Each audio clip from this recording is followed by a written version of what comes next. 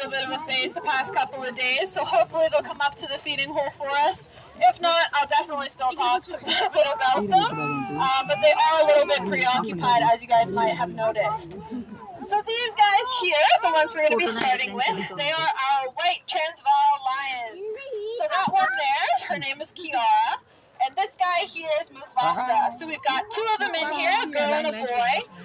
The main difference, you can probably tell, Mufasa's got kind of a funky little faux hawk going on. He's got a nice hairdo.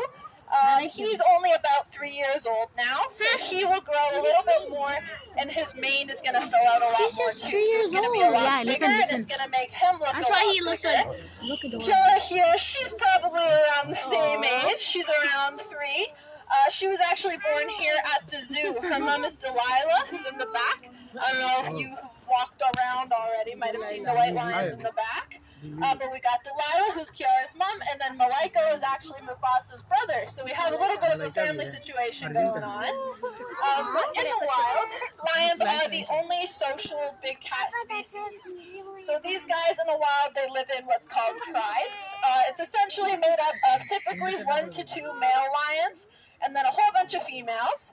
In the wild, the male lions, Mufasa is a great example here, would sleep up to 22 hours a day. The females would do all the hunting, they protect the cubs, they kind of provide for the pride.